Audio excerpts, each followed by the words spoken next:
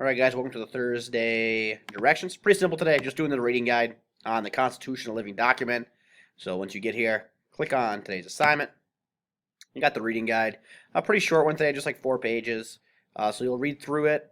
Hopefully, this stuff's kind of becoming review, but it's kind of going to talk about more of the Constitution and less of kind of the Constitutional Convention. So we've done that. Now we're going to kind of start looking at the document itself. They spent so much time talking about it, debating over it. Now it's time to see what they came up with. All right, so you have a whole bunch of stuff, up there. Just kind of the basics of the Constitution, which is the basics of our government in America. So it's kind of a good thing to know. You have for your answers, you have to do all the topics here in the identify section. This one's more like vocab.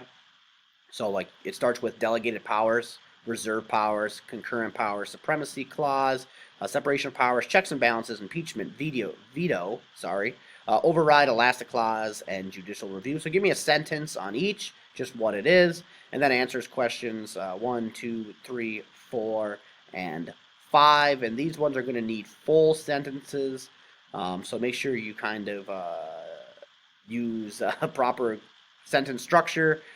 Maybe start by leading into the question. Sentences, grammar counts, all that stuff counts. Answer these like short answer questions on a quiz. All right, so you're going to have basically 6 questions because there's 6 parts. So part 1 is the vocab, the identify thing. So that's going to be its own section on your paper. And then question 1, 2, 3, 4, and 5. So again, do it all. If you don't do the terms, you lose points. If you don't answer the questions correctly, you lose points. If you don't use full sentences, you lose points. If you don't use proper spelling and grammar, you lose points.